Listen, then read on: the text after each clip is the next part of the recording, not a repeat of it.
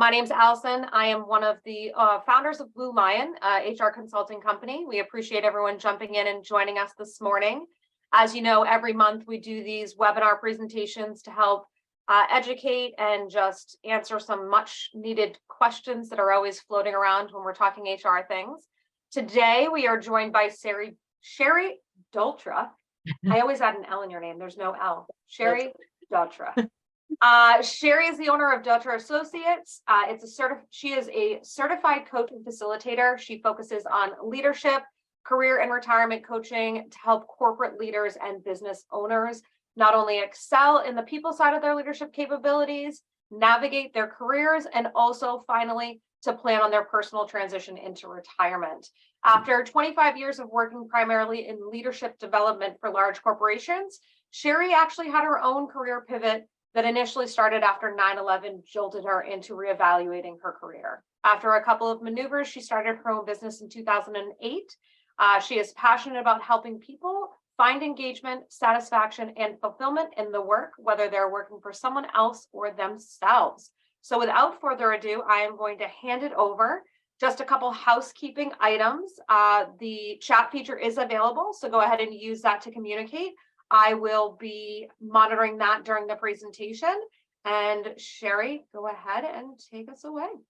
Okay, great. So thanks for joining us today, everybody. And thank you, Allison and Bluelion, for having me do this presentation today. I'm really excited to do so. So we're here to talk about okay performance that we tend to think is okay. So let me pull my slides up here for you. Because today, what we're actually going to be focused on is we're going to talk about when okay performance isn't okay. And so as Allison mentioned, hopefully you have printed out the handout that Erin sent out to you last Friday. If not, that PDF file is available for you in chat. And you could just take some notes on a piece of paper, but I think it'd be helpful to at least see the handout so you can see how it's organized. It'll make it easier for you along the way. And so I want you to think of the countless experiences that you have had when you go to restaurants over the years. And so when you consider your favorite restaurant, it's likely that that was a spectacular experience. And you told everybody how wonderful that it was. Now I want you to think about a terrible dining experience. It was probably awful. And you likely did the same thing. You told everybody how terrible it was. The spectacular and the awful were memorable experiences. And lastly, I want you to think of a dining experience that was okay. So you probably didn't tell anybody, and you probably didn't complain either. You were indifferent about it. And so being indifferent means having a showing no interest, concern, or feeling, uninterested, apathetic, unmoved. And this concept of indifference is about lacking interest or enthusiasm. So we're going to be talking about this theory and feeling of indifference and how this feeling of okay is actually equivalent to being indifferent. So let's put this into a work context now. Thinking about organizations, the staff who were the spectacular experiences like that restaurant, the folks on the right-hand side of the curve, they're inspiring, they're empowering. However, most staff in organizations are considered okay or average, and they're in the middle. Now, you may have seen this quote somewhere on social media or along the way, but the CFO asked the CEO, what happens if we invest in developing our people and then they leave us? And the CEO says, what happens if we don't and they stay? That's a contributing factor to that average group, those in the middle. So here's some things that we know. We know that companies with high engagement have 22% more profitability and 18% higher customer retention rates. And these two things are probably on your list of initiatives to do, and they're probably going to be there for a good number of years to come. And another piece of data I'll share with you is that 79% of employees leave companies because they don't feel appreciated. So this is how we can shift high levels of turnover. So just to give you a little bit of background in regards to emotional intelligence work, this is the focus of the EI work that I do. And I'm really proud to be a Geno certified practitioner. And we're really a team of global change makers that use emotional intelligence to enhance how we connect, communicate, and collaborate at work. And so transforming these essential people skills at work also makes a difference in people's relationships outside the workplace as well. And that's why we call the work game-changing for business and life-changing for people. And I'm really proud to share that Jenith is award-winning and globally recognized. So I really have a lot of faith in using these tools with my clients. So in an effort to position this discussion today, I want you to now pull that handout out or pull that hand up out that's in the chat and jot down some notes here. We're going to work through a series of exercises. So the first thing I want you to start off is to think of and write down the name of the very best person you've ever worked for or with, and put that name under the word best in the green column at the top of your sheet. Now, am not going to be asking for you to share any names publicly at all. This is private for you. And now here's what I'm going to invite you to do. With that best person in mind, I'm going to read one statement at a time, and based on your experience with that person you named, I want you to rate how well you feel they do or did, because this could be somebody you worked with years ago, how well they do or did demonstrate that behavior, and write your rating down next to the corresponding statement. So our rating key you can see on the slide here, 1 being significantly less than others that they demonstrated it, all the way through 5 being significantly more than others. And so don't take too long, just go with your gut instinct as to how you would rate each statement. I'll give you a moment to put your rating after each one. First one, understands the impact their behavior has on others. Take your rating 1 to 5. Second one, makes others feel appreciated. How well did they demonstrate this, your best person? Number 3 is open and honest about mistakes.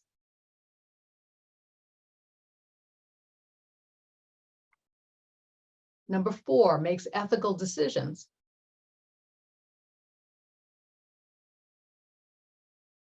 Number 5, manages their emotions effectively in difficult situations.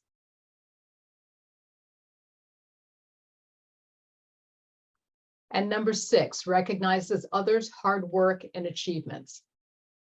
I'm going to give you a moment, and if you would total the score and put that total score at the bottom of the green column on your sheet. Didn't know you were going to have to do math first thing this morning, did you?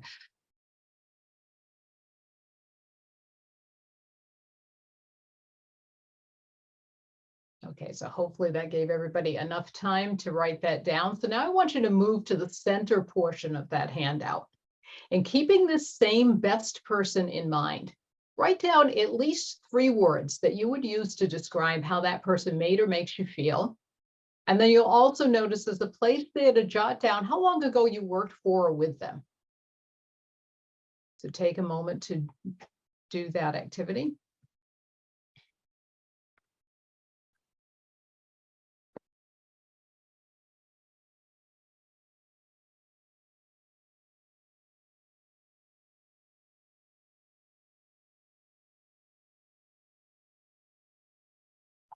And then finally, continuing to keep this best person in mind, we're going to look at one more set of ratings. This is down at the bottom part of your handout. In this case, we have a new rating scale. 1 to 5 is now 1 being strongly disagree, all the way through 5 being strongly agree. And you have 3 statements here that I'm going to read one at a time. And like before, we're going to give you a moment to put your rating down. So the first one is made or makes it easy for me to want to go the extra mile for them. With your best person in mind, would you strongly agree, disagree, agree, strongly agree? What's your rating, 1 to 5?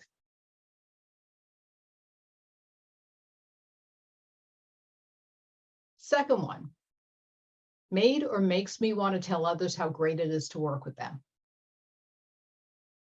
Take a moment to rate there.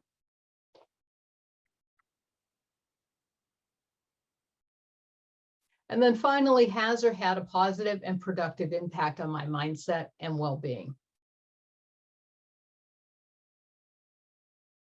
Once you've completed your ratings for those 3 statements, add those ratings up and enter the total score where it's indicated on the handout.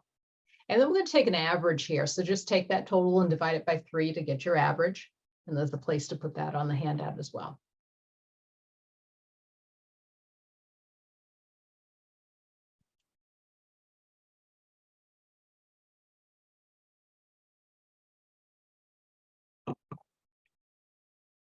Okay, so now we're going to repeat this, but this time we're going to have you think about the worst person. So at the top part of your handout again, write down the name or initials of the very worst person you've ever worked for or with. Again, this is not going to be stated publicly. This is privately for you, so feel free to jot that down. And again, you're going to write that under the word worst at the top of the red column on your handout.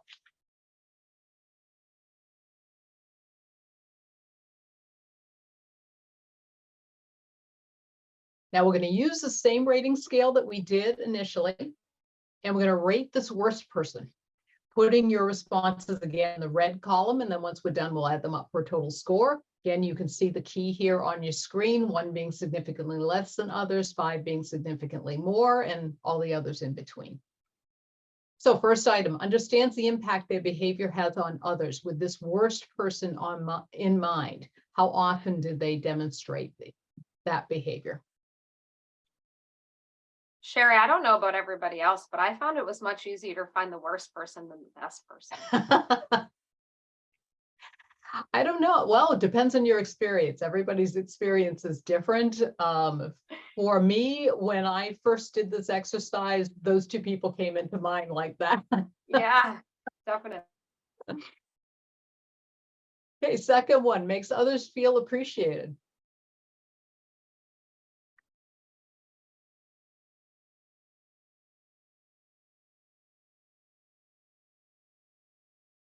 Third one is open and honest about mistakes. How would you rate this person's demonstration of that behavior?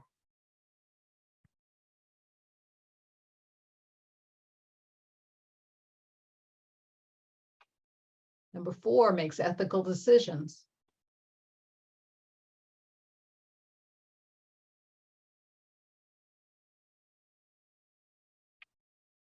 Manages their emotions effectively in difficult situations.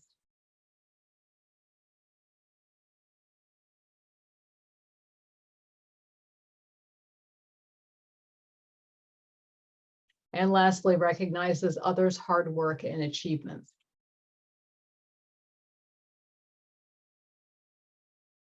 So once you've finished those ratings, total that up and place that total score at the bottom of the red column.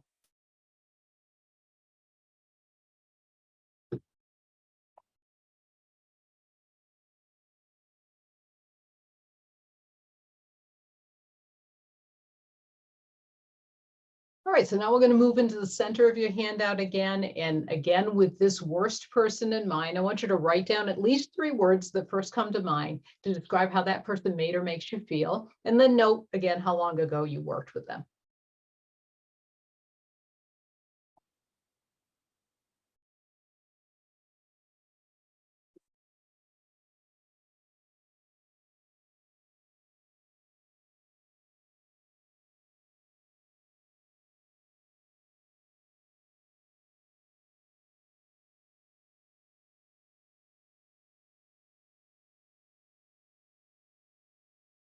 Okay, and now continuing to keep this worst person in mind, we're going to look at this final set of rating scale like we did before.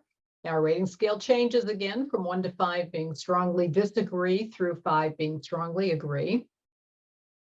And we're at the bottom part of your handout now. I'm going to look at made or makes it easy for me to want to go the extra mile for them.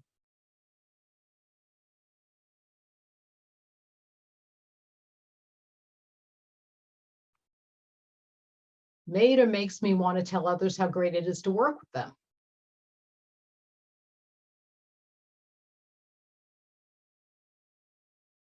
And finally, has or had a positive and productive impact on my mindset and well-being.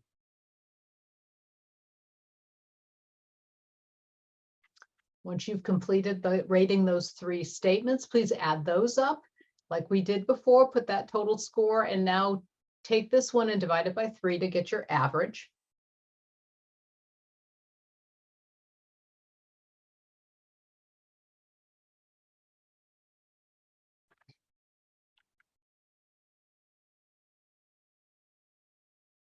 All right, so we're going to do this one last time, and this time we're going to think of somebody you worked for or with who was okay. And put that name down above the yellow column at the top of your worksheet.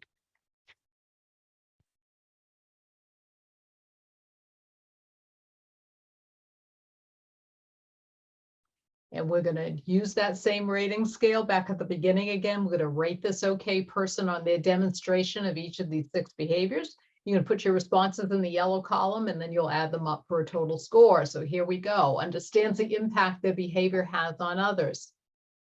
How frequently did they demonstrate that behavior?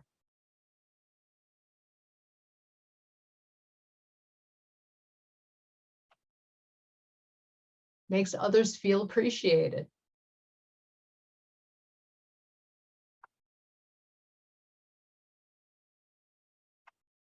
Is open and honest about mistakes.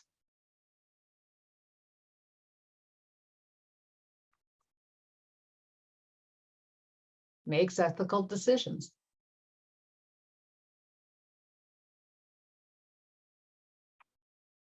Manages their emotions effectively in difficult situations.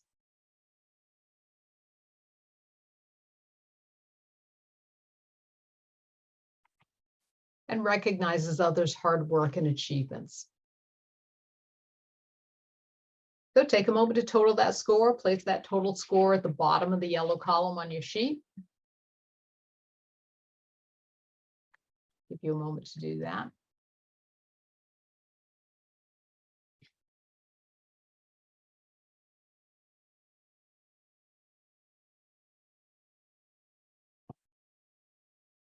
Okay, we're going to move on to the center of the worksheet now, and in that yellow row, capture at least 3 words to describe how this person made or makes you feel, and note how long ago you worked for or with that person as well.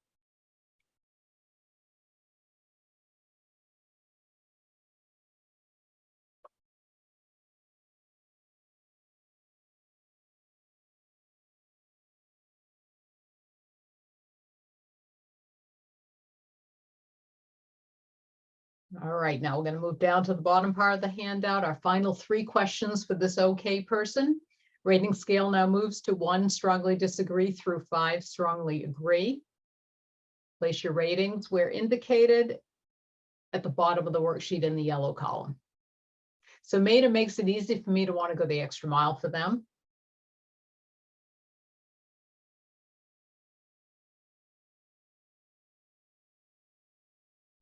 Made or makes me want to tell others how great it is to work with them.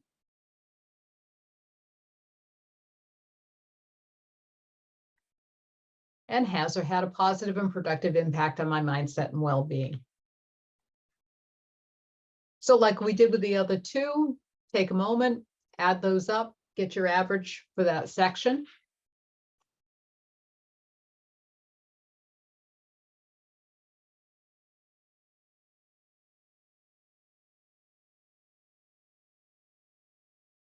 And now set your worksheet aside. We're going to revisit it in a little bit, and I'll also talk about what that blue column on your handout is for, and I'll talk about that in a few minutes as well. So what we're going to talk about now is employee engagement in connection with that last set of questions that we asked in each segment about your best, your worst, and your okay person. Those questions about going the extra mile, about telling people how great it is to work with them, and the impact on mindset and well-being. So employee engagement is directly connected here, how much someone is willing to give. Now, employee engagement has 2 sides to it. We have the employee perspective, which is that emotional attachment that they feel towards the company that they're working for, towards the role that they're in, their position within the company, how they're emotionally attached to the people they work with and the culture of the organization, and the effect that that attachment has on well-being and productivity. From the employer's side of things, sorry about that. We have employee engagement being concerned with using measures and initiative to increase the positive emotional attachment that employees feel, and therefore their productivity and the impact it has on overall business success. Their direct leader is one of the strongest influences on staff's level of positive attachment, productivity, and well-being, meaning engagement. And so this strong connection between employee engagement and emotional intelligence is incredibly impactful. So you can see here on the slide that right now, emotional intelligence is viewed as the most critical ability to possess, more critical than other soft skills, and even more critical than functional excellence. So you can see one example here in the middle of your screen. You can see this list from the Australian Institute of Management. Not only is number one listed here as emotional intelligence at 42.3%, but items 2, 3, and 4, communication, people management, coaching, and mentoring, are all directly influenced by emotional intelligence. So when you lift someone's emotional intelligence, you're lifting these other related skills as well. And the fact that you can see over here on the right-hand side that EI has far surpassed these other traditional leadership abilities, things like delegation, their functional excellence, financial management. You can see how low those percentages are in terms of how they were rated as how valuable they are as leadership skills. So really, huge impact.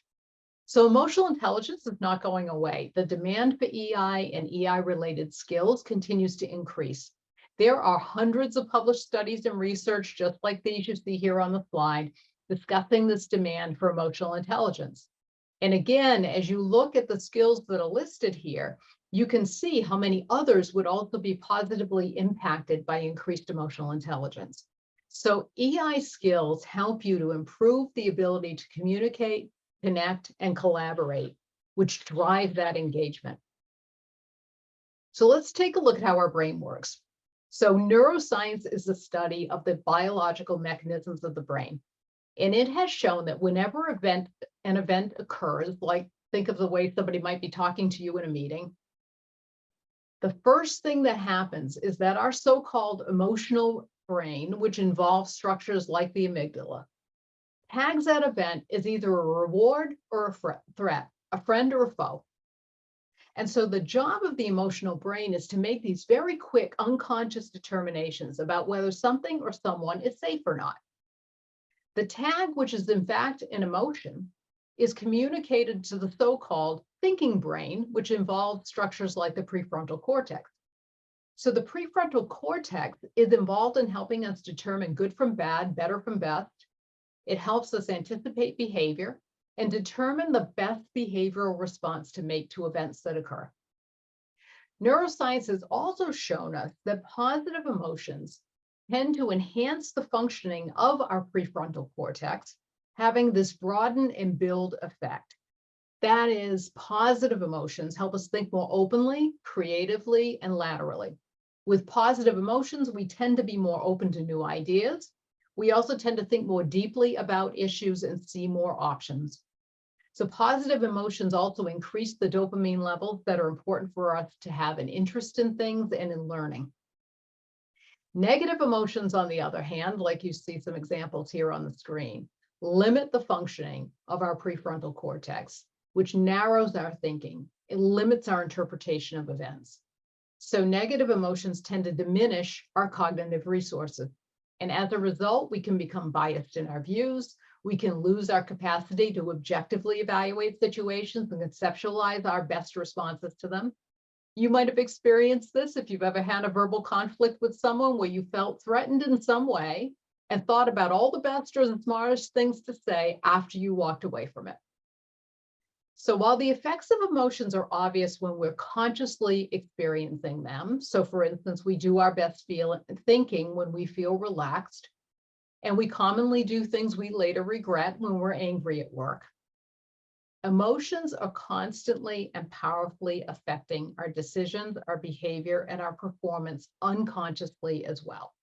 So as I indicated earlier, the job of the emotional brain is to make these very quick, unconscious determinations about whether something or someone is safe or not. This automatic, unconscious decision-making is what psychologist Joseph Ledoux referred to as our danger detector. We are, in fact, hardwired to evaluate the world we're in and to make unconscious decisions about events and the people in them, based on what feels safe, likable, valuable, comfortable, just, correct, so on. So this process is very important, particularly from a survival point of view. You know, we've all heard it's better to be safe than sorry. And to a large degree, this is true. However, in the modern workplace, it can also cause us to think and behave in ways that hinder our work performance and our relationships. Consider for a moment how you think, behave, and interact with others at work when you feel overly stressed or worried about something. So this is the competitive advantage to keep in mind. Antonio Damasio is a world-renowned neuroscientist. This quote of his positions emotions and emotional intelligence, and it can be very eye-opening to recognize that we're not thinking machines who feel, we're feeling machines who think. And so with that in mind, the research shows that pleasant feelings broaden and build our capacity to connect, communicate, and collaborate, and unpleasant feelings narrow and limit us. So from the earlier exercise that we did, think about the person you chose for your worst that you ever worked for or with. When we're experiencing unpleasant emotions like uncertainty, we tend to make assumptions. When we're feeling stressed, we're more likely to react than to respond to situations. When we're worried, we become more problem-focused. And when we're feeling fearful, we tend to blame more readily. So consider which of these or related feelings you experienced when working with your worst person. Now, think of the person you listed as your best. When your teams are experiencing pleasant emotions, they're likely far more productive. They will connect, communicate, collaborate, innovate, and solve organizational challenges. You can see how communicating with people in a way that generates pleasant emotions has a return on investment for us as individuals, as well as a return on investment for your business. So let's see what the impact has been for you from your best, your worst, and your okay person. So remember the bullets that you wrote down about how each of these people made you feel? Who would be willing to share with us in chat what you wrote down for your best boss? And Allison, if you could let me know what shows up there. What are some of the words you wrote down for your best boss? While we're waiting for them to get in there, I put the word empowered. Empowered, great. Yeah. I believe the chat feature should be working now. I know it wasn't at the beginning. Oh, I just saw We've got something pop up in Q&A. Oh, I see something showing up in chat. appreciated, included, empowered, supportive, encouraged growth, appreciated again, motivated. That's a good one. Yeah, that's great. Awesome. I see some couple things in the Q&A too. Is there anything? Yep, I'm getting those. Yep. Oh, okay, great. I got them. I'm multitasking. Oh, you're on top of it. Thankful, intelligent, valuable. That's a good one. That's great. Awesome. All right. So thanks everybody for sharing. I really appreciate that. Now we're going to go back to the dark side for a second. What are some of those words that you wrote down about how your worst boss made you feel? Frustrated. Oh, someone put the same word I did at the same time. Frustrated, ignored.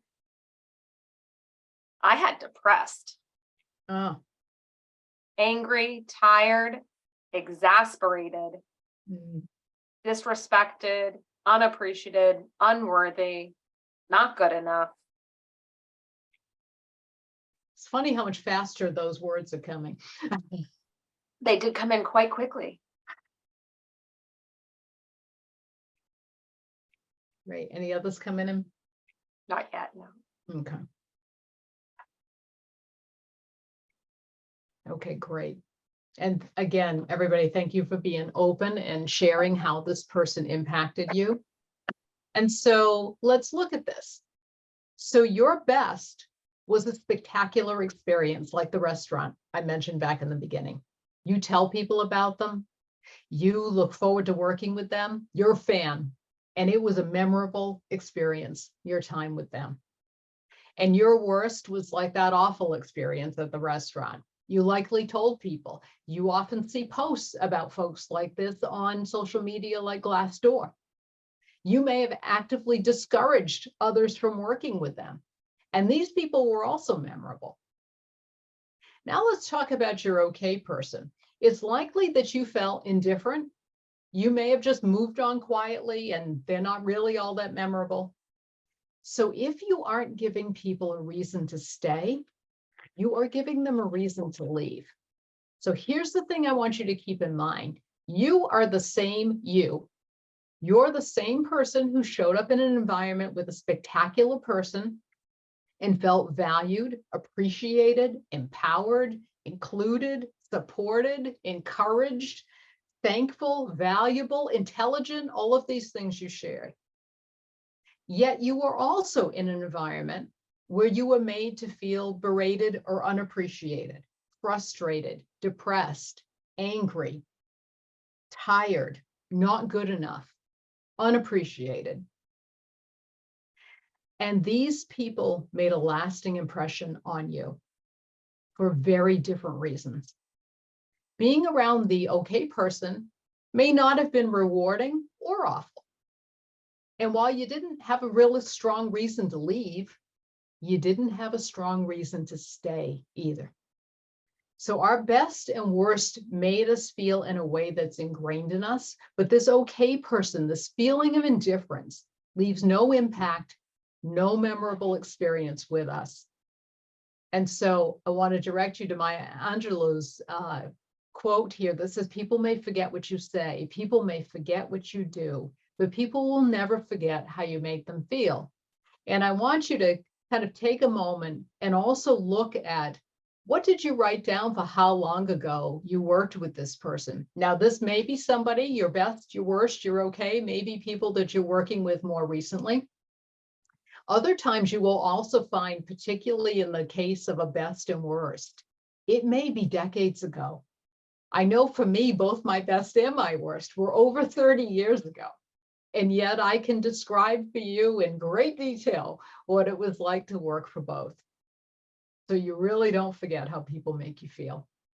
Now, I promised you I would tell you what that blue column on your worksheet is for. This is an optional column. You might at another time want to consider somebody else in your organization, or you may want to respond to these questions in regard to yourself privately. Take the opportunity to rate yourself and see how you feel you are demonstrating these behaviors in the workplace. So I want to take you back to this piece of data we looked at earlier. So when your staff communicates in a way that creates that reward circuitry that we talked about in the science of emotions for themselves and for others, what they're really doing is crafting a landscape of communication, connection, and collaboration. And this is really productive and has a fabulous benefit of people feeling appreciated, which we can certainly see from the statistic that it's a huge component of employee engagement and employee retention. So reflect back on your worksheet again and take a look at the words you captured on how your best made you feel.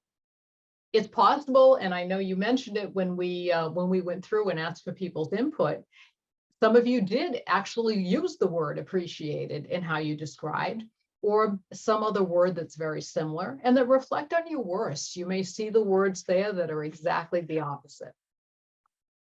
So this is really important. From the science of emotions, we know the way we feel either enhances or impairs all of our decisions, all of our behavior, and our workplace performance.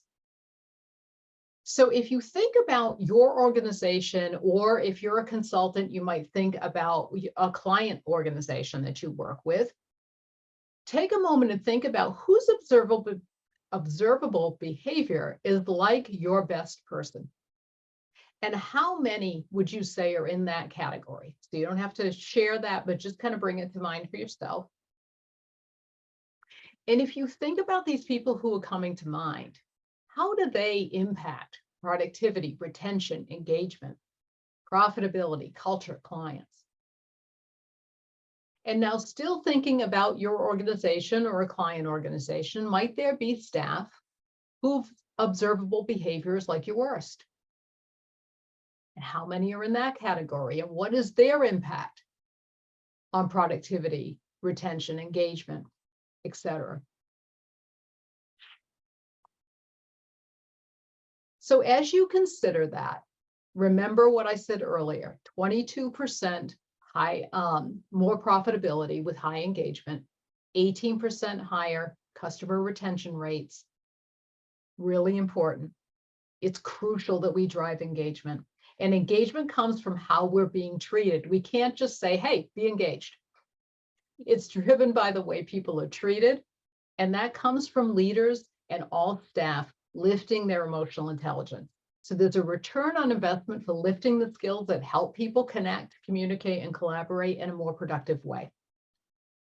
So if you think about this organization you have in mind still, who's behaviorable, whose behavior is like your okay person, and how many are in that category? And if you think about those people who are coming to mind, how do they impact all these key areas: productivity, retention, engagement, profitability, culture, and clients, and so on? So this is the harder thing to talk about, because this group, this okay group, is the elephant in the room. We tend to think that okay is okay, but it's really not. So let's dive a little bit deeper into this. When we look at typical organizations, some staff is at the upper end of being able to connect, communicate, and collaborate and drive that engagement, and some staff is at the other end. When we see that there are some staff on the left and the right, we recognize that the biggest population are those people right smack in the middle of the extremes. Most staff falls into that average or okay group. Now, the staff on the left get a lot of attention. It might be coaching, it might be training, you may be doing performance improvement plans, corrective action, could be a combination of all of these things. The staff on the right tends to get minimal attention. They often can even be taken for granted, tend to be the people that oftentimes works just gets piled on to those folks because they get things done. The biggest opportunity for growth and development is the population who is okay or average. They may be so very close to excellent workplace performance. They just don't know what they don't know. And the organization feels that they're okay. And because of that, there's not a lot of attention that's paid to this group. This is the group to mine for competitive advantage. So in thinking about this, I'd ask you to reflect on these two questions after the session. So you might want to take a picture of this if you have your phone handy, or jot these two questions down. But I want you to reflect after this webinar on what's currently in place in the organization you brought to mind to optimize staff strengths, and what's currently in place to identify and develop areas of growth opportunity. So we've been talking about your best and your worst, and I asked you to share how they made or make you feel. Now let's talk about your okay person and how they made or make you feel. You might have written something in that section like good, fine, okay. Maybe you even had a hard time identifying how they make or made you feel. And so the page is blank, you felt nothing. Or the way you felt wasn't very memorable. And as Jim Collins has said, good is the enemy of great. And our okay people fall into this category. So have a look at the bottom of your worksheet at questions you see on the slide. Look at how you rated your best, your worst, and your okay person. So you've got your averages there that you can do a quick look at. But also, I want you to look at how you individually rated each statement here. It's likely that for your best person, you typically answered either agree or strongly agree. It's likely your worst, you responded disagree or strongly disagree. And your okay person was probably neither agree or disagree, somewhere in the middle, meaning the best treated you in a way that resulted in your engagement. The worst treated you in a way that stifled your engagement. And the okay person treated you in a way that resulted in indifference. This is apathy. It's not forward moving, okay isn't okay. Okay is driving people away. And so we see this Inc. article in which that percentage, that 79% of employees quit because they're not appreciated. I shared that with you before. I have a Fast Company article here from July of last year, pointing out 3 essential leadership traits: self-awareness, emotional intelligence, and trust building. Other research that is out there shows that people join companies, but they quit bosses. 35% of Americans would happily take a pay cut if they could get rid of their manager. And roughly 1 in 2 people distrust their leader. So these are all elements of what drove the Great Resignation and continues to impact attrition today. Crafting a culture in which people feel appreciated, valued, and heard enables creativity, innovation, collaboration, engagement, and retention. And so this okay group is like hot water. You can do a lot with hot water.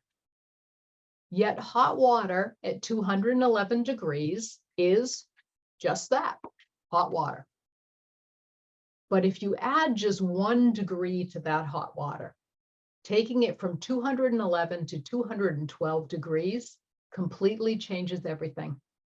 Hot water is now steam, and steam can power locomotives across the country. So this okay group is like hot water. With some focused attention, they can become steam and drive individual, team, and organizational performance. So go back up to the top of your handout and look at the scores for your okay person. They're probably mostly 2s or 3s. Maybe there's a 4 or 5 there.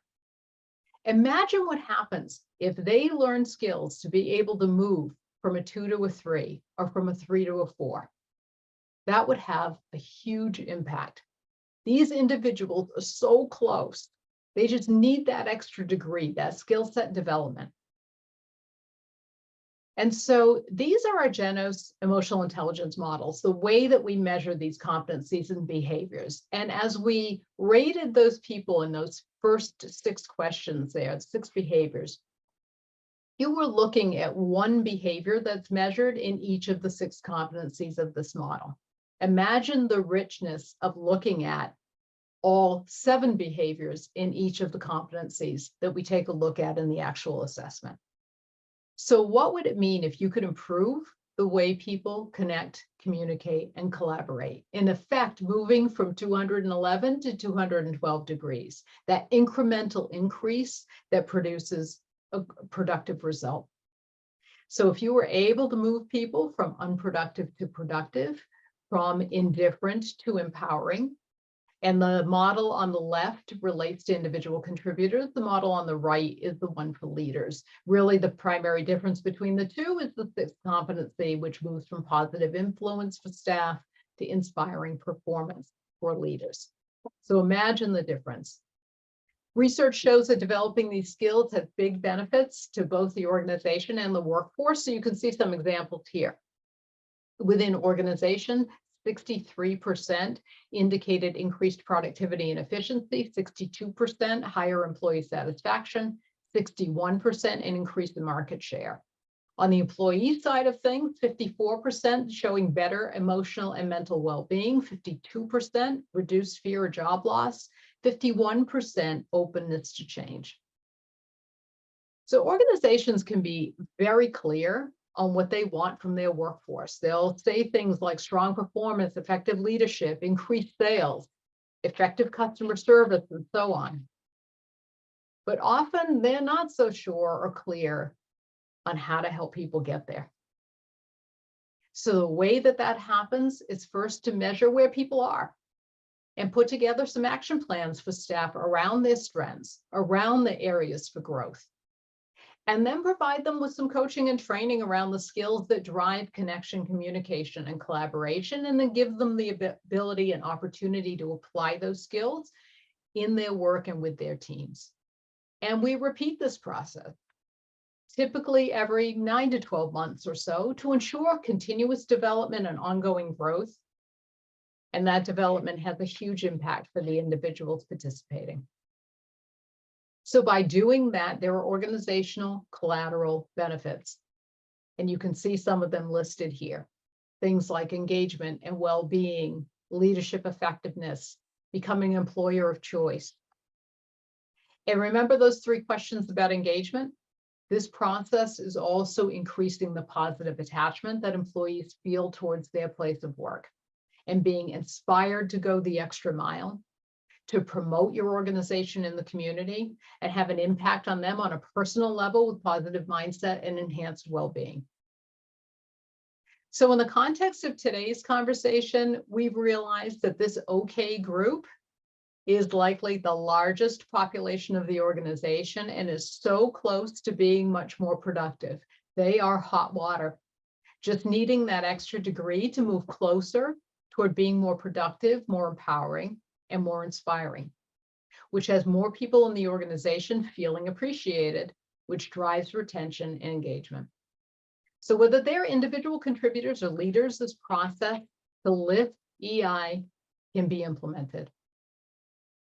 So how do you think your teams are feeling? Are they feeling like your best made you feel? Like your worst made you feel? Like your OK made you feel? And what's the impact on their performance as a result? So we can find out. There's a few things we can talk about doing. A good place to start is to get a handle on the emotional culture in your organization. And as a thank you for your participation today, I want to provide you with the opportunity to discover your organization's emotional culture. It's about a 7-minute survey that's designed to measure 3 dimensions of emotions at work. The current state, how often you people experience certain feelings at work, the expected state, how often you people feel is reasonable and fair to experience those feelings at work, given the nature and the context of your organization. And the ideal state, how often you people think they should ideally experience these feelings in your workplace in order to be effective. So when you know how your people are feeling, it allows you to be better focused about how to optimize engagement, productivity, retention, and resilience. So if you reach out to me by the end of March 31st, to learn more and schedule an emotional culture index conducted prior to May 12th, you'll receive in the index, a report of the results, and a private conversation with me to discuss the result at no cost. And if you'd like to learn more about the emotional culture index, please take down this link that's at the bottom of your screen, or take a picture of it and you'll have it handy. Just go to that URL and you'll be able to download a white paper where you can learn more. Now, during this discussion, it's also possible that you already know you have got a group in your organization that you want to do some work with, run a pilot project, for instance. Maybe you want to run some EI assessments to measure where these folks are, individual contributors or leaders, and then get some action plan going and do some training so that they can begin to apply these skills quickly with their leaders. Or you may feel this isn't for you right now. But if this has piqued your interest, let's talk about what you're thinking, and feel free to reach out to me for more information. You can see my contact information here on the screen. It's also at the bottom of the handout that I provided to you. If you are interested in learning more, and regardless of where you are in the spectrum of things that we can do, please feel free to go download that complimentary article. And again, I've put the URL here for you. So we've got a few minutes left. And so I want to open it up. Allison, if anybody has any questions at all, feel free to put them in chat and I will try to address them in these last few moments. Excellent. Thank you, Sherry. This was very informative. I know as we were going through the exercises, I was definitely thinking about people and how easy it was to kind of put them in the different categories. Also loved your analogy with the steam. I think that really speaks to being able to put a little effort into certain employees to really make them start going the extra mile. And then that bell curve was eye-opening, because you're 100% correct. We spend a lot of time on our not so great employees and often forget to encourage and give positive feedback to those that are doing fantastic. Yeah. It doesn't look like we have any questions. Just a reminder, we are going to be sharing this presentation with anyone that registered or logged in today. So you will get that as well, and we'll include that handout again for you. I think I might use this handout to also grade some of my staff. I think that might be a good tool. figure out where they're at as leaders. Awesome. Yeah, feel free. You've got the PDF of that document. Feel free to reuse this for yourself with different people that you're thinking about. But I think what really stood out for me when I first started to look at this and do this particular exercise for myself is how easily it comes to mind, the best and the worst. And we've probably also had a lot of okay over the years, and you can really notice, wow, as I said before, you are the same person, no matter who you're working with, and yet how you're treated has such a big impact on how you feel, how you show up at work every day, and how that impacts your performance. So no matter how hard a worker you are, it still can't help but impact you if you're working for someone who doesn't treat you well, and working for someone who really encourages you and supports you along the way, and how it can feel like, okay, I'm sort of indifferent when I'm working for that okay person. And so Yeah. hopefully this has really illustrated the distinction between those two and how you can really make a big impact on your organization.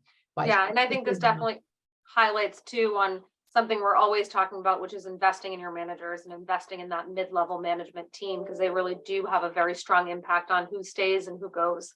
Absolutely. Definitely.